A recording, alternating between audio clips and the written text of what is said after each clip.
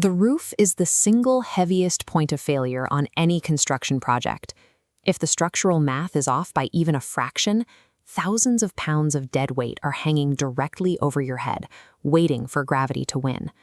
To fight that gravity, builders default to the standard, poured concrete. It is incredibly strong, but it demands a massive amount of capital up front. Before you can even think about plumbing, wiring, or interior walls, a concrete roof forces you to drain your budget on heavy materials and specialized labor. For an independent builder managing a tight budget, this creates a difficult situation. You need to keep the weather out and the project moving forward, which means finding a way to cut roofing costs without risking a structural collapse. Selecting your roofing method is a high-stakes financial calculation. You are placing a permanent bet, weighing the absolute safety of the structure against the risk of the project running out of money before it is even finished. There is an approach commonly used in Pakistan that completely abandons the logic of poured concrete. At first glance, it looks risky. Workers lay raw steel beams across a span and slide standard red bricks in between them, one by one. Despite its raw appearance, this is a legitimate regional technique. It has been used for decades across widespread areas, holding up homes safely in climates that demand practical, low-cost shelter. By utilizing cheap local materials, this brick and beam system undercuts the material costs of a standard roof and goes up in a fraction of the time. Is this a hyper-optimized structural compromise, or is it a dangerous shortcut? To find out, we have to move past the visual appearance. We need to analyze the pure structural mechanics of how these bricks and beams actually behave and measure them directly against the heavy concrete standard. Look at this structural cross-section. Builders lay parallel steel I-beams horizontally, spanning the void between two load-bearing walls. Next, workers slot standard red bricks tightly side by side, resting directly on the lower inner flanges of those steel beams. In traditional concrete construction, you need bakisting, temporary wooden formwork, to hold the roof up. But notice the space underneath these bricks is completely empty. The steel beams support the working load immediately, eliminating temporary scaffolding.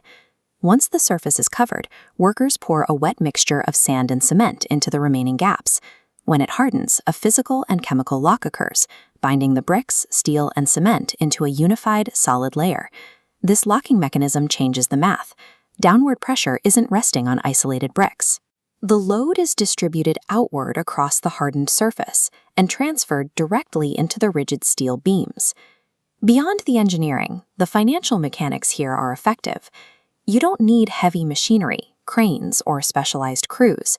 The entire assembly can be completed by standard masonry workers using simple hand tools. By stripping away complex formwork and expensive equipment, this method creates a clear trade-off. You sacrifice maximum load capacity for speed and budget efficiency. Now, contrast that with the poured concrete slab.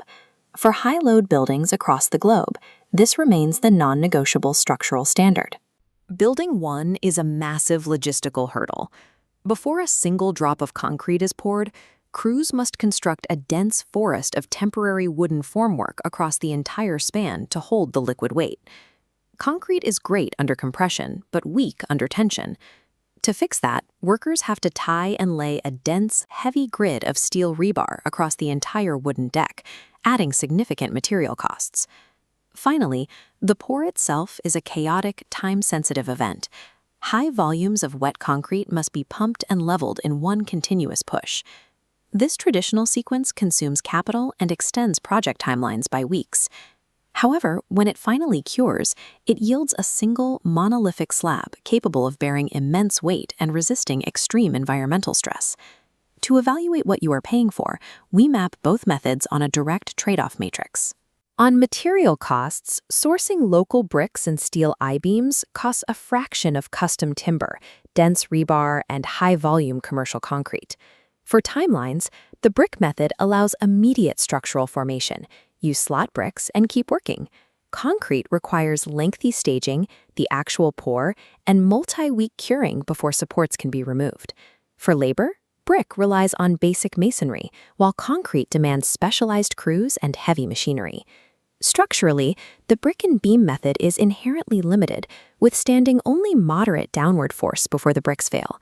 the monolithic concrete slab holds absolute superiority here. For commercial structures, industrial facilities, or anything requiring strict safety regulations, concrete's ability to maximize load is untouched. There is also the single-span limit. Once the distance between your supporting walls gets too wide, the steel I-beams required to bridge the gap become so thick and expensive that the brick method loses its financial advantage and becomes structurally unsafe. Neither system is universally superior. It depends on physical scale, the span between your walls, and the building's ultimate purpose. Let's run your constraints through a decision tree. If you're a budget-conscious builder working on a standard residential span with limited capital, the brick and beam method maximizes your funds. Conversely, if you need multi-story capacity or heavy loads, then a poured concrete slab is a requirement.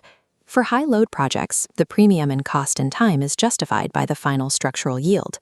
Over-engineering a simple single-story roof locks up capital that could be better used for insulation, windows, or interior finishes, but the reverse is even more critical.